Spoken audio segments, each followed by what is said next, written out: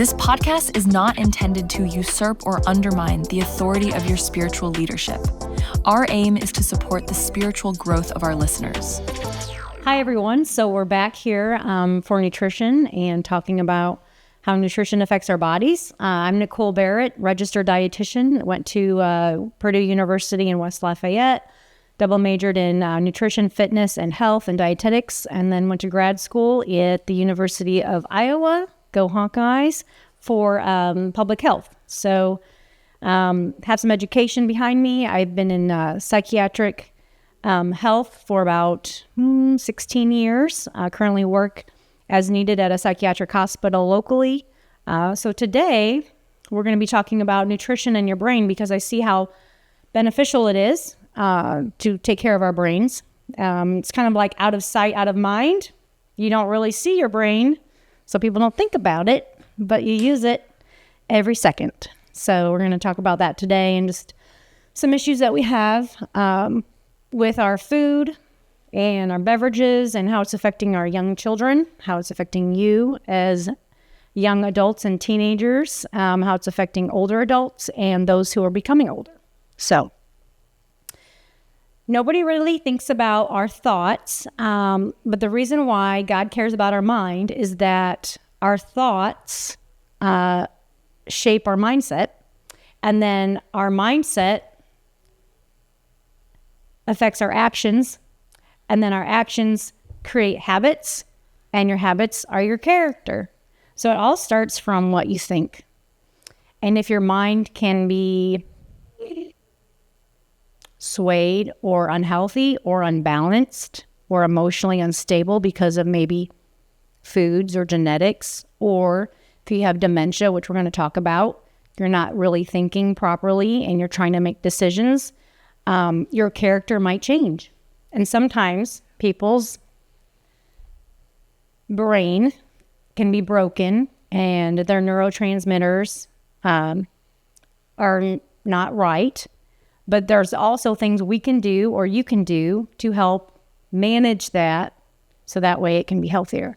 Has anybody experienced being with somebody who's had dementia or who have been mentally ill? My mother had dementia, and so did my father. Did you notice a difference in the way that their facial expressions or swallowing or how they thought and how they reacted to you? Yes. Okay. Yes, my mother would hyper-focus on different things. And she never forgot who I was, and I was very thankful for that. But there were certain things that she would hyper-focus on. Like she always needed to know what time it was. And she would get very agitated. She did not do well with change. Mm-hmm. So during COVID, that was a terrible time. Oh, yeah. Because she would get moved around if someone had been diagnosed, and it was very upsetting to her because of they'd move her from one room to another room, and she was so upset. She was like, "Why do they keep moving me?" And so trying to keep that routine with her was very important. Yeah, so you can see that the brain, I mean, yes, it's genetics. Some of it's just age-related dementia. But what you think and what you do affects those around you. And so if we can prevent that or at least prolong getting dementia, I say we try to do the best we can. Has anybody ever been with somebody with mental health issues, whether it be depression, anxiety, ADHD, which is attention deficit, hyperactivity disorder, anything like that? Yeah, all above. You've been with somebody or known somebody like that? Yeah, my oldest sister from my dad, she's got diagnosed bipolar. Bipolar, mental health? Not sure which one, but she's on medicine that you can tell when she's not on it and when she is on it, and I prefer her not on it. Yes, medication affects the brain just as nutrition does. What you eat affects your brain. So that's where, yes, bipolar is not fixed by nutrition alone. However, it can help manage it and make it more tolerable so that way maybe you won't need to be on as much medication or medication in general. And that's why they also offer therapy. Not only is nutrition important in brain health, therapy, cognitive behavioral therapy, things of that nature, counseling. That's very important because the way we think affects our actions, and then our actions create our habits, and our habits create our character. And so sometimes people think, well, I have depression. That means I'm always depressed. Well, if you always think I'm always depressed, and you're always thinking you're depressed, you'll become more depressed.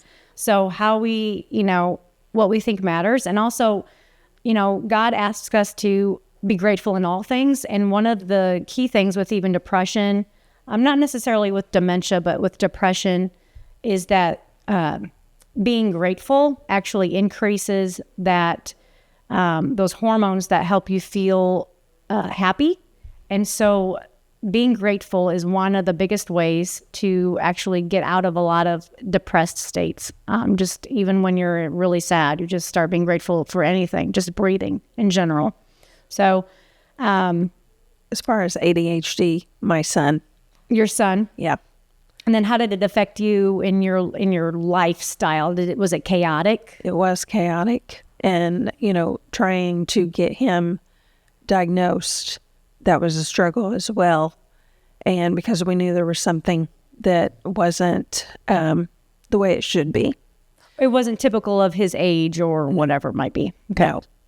And of course, school was a struggle, a nightmare. I always had to make sure early in the morning that he left the house in the right frame of mind, so I would do different things to make sure that he was quite happy when he walked Got out that the door. dopamine up there. Yes, Yeah. Mm-hmm. because I knew if he wasn't, then I still dealt with phone calls from the school about every other day. Stressful. Yeah, it's very stressful.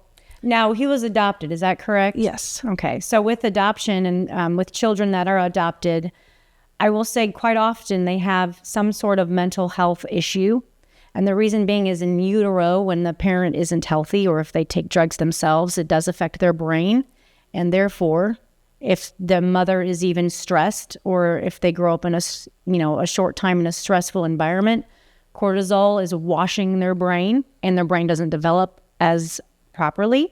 And they have either learning disabilities or, mental health issues, or they have mental health issues because of genetics. Their parents might have had the same thing. So just, it's difficult to be with somebody or to have relationships with, those with mental health, whether it be dementia or autism or ADHD and the like. So, but the Lord doesn't just leave us alone with that. He says, put on your new nature and be renewed as you learn to know your Creator and become like Him. Colossians 3:10.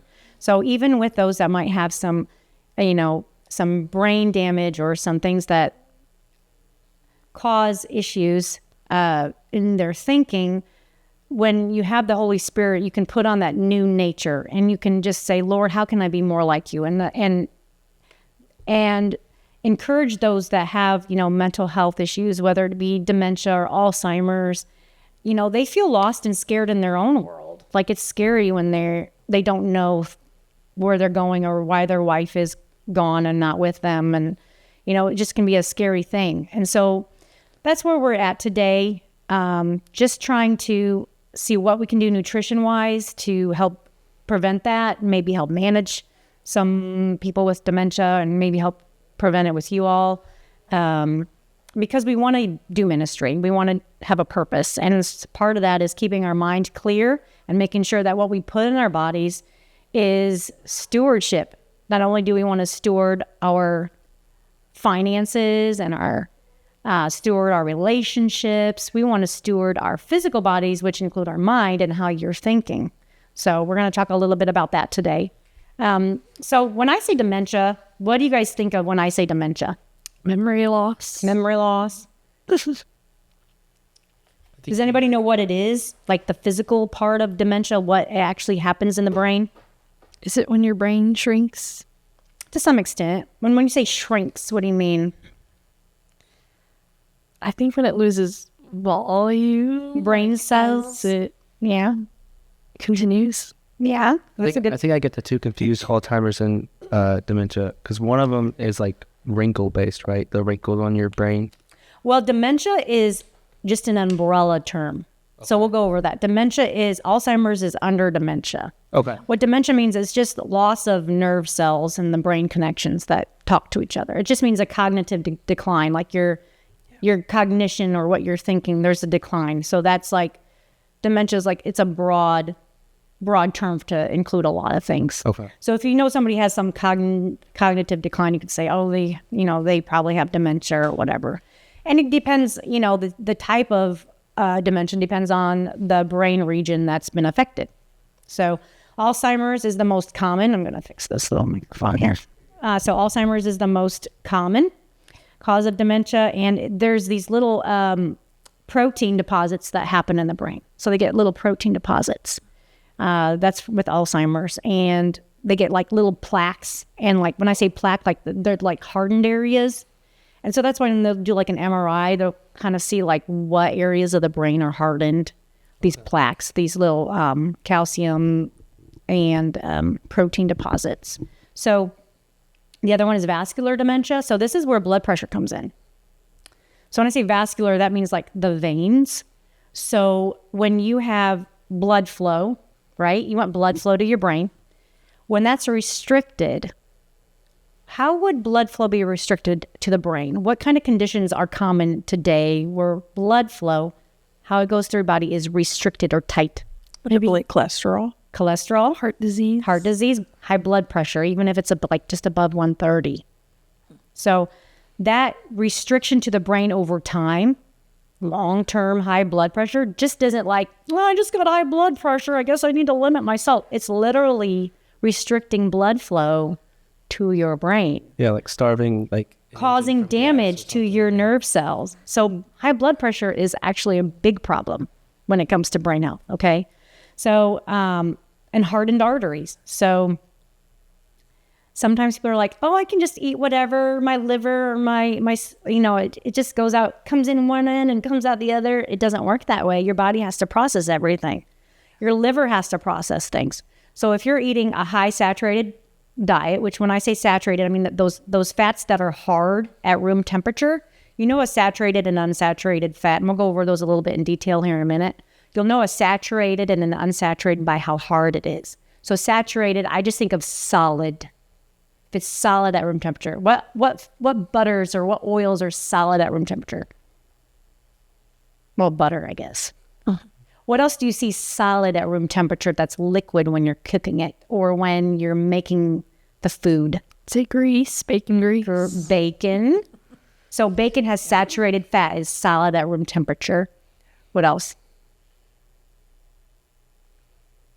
Crisco, animal fat. So basically animal fat is saturated fat. Doesn't mean you can't have it. But it'd be best to choose lean meats like that don't have as much fat in them, because you don't want foods that have all that saturated fat, because it's eventually going to cause clogged arteries. Like your body has to do something with it. So I was a dialysis or renal dietitian for about 7 years, and you could see somebody's blood. So when somebody is on dialysis, they have a machine and they, put the needle in and then their blood comes out, and then you can see part of their blood and going through the cycle because it has to wash. Their blood gets washed with like sodium, potassium, all these different kinds of things to wash the blood, to clean it, like their kidneys would, okay? Well, some of the blood is nasty because it's full of fat. You can see, because the fat doesn't just go away. There's globules actually in your blood, just like sugar. Like if your blood sugar is high, it gets thick like ketchup. That's why they call it high blood sugar. And you get a headache if your blood sugar is high. Like if you have diabetes and your blood sugar is high, that means the blood flow is decreasing to different parts of your body. And we're going to go over that too, because high blood pressure or high blood sugar can cause dementia too. And it's called type 3 diabetes now. And the reason being is restricting that blood flow and all of those, the blood sugar, being up and down. But I'm saying all of this because what you eat affects your blood. and blood, and life is in the blood. So that's what we're going to talk about too. It's the importance of it. So anyway, saturated fat, solid at room temperature. Unsaturated fats, the ones that are healthier for you, that help with like your heart and your brain. So with unsaturated fats, basically the liquid at room temperature, we got your olive oils and your avocado oils and nut butters and nut oils, like walnuts and almonds and things of that nature.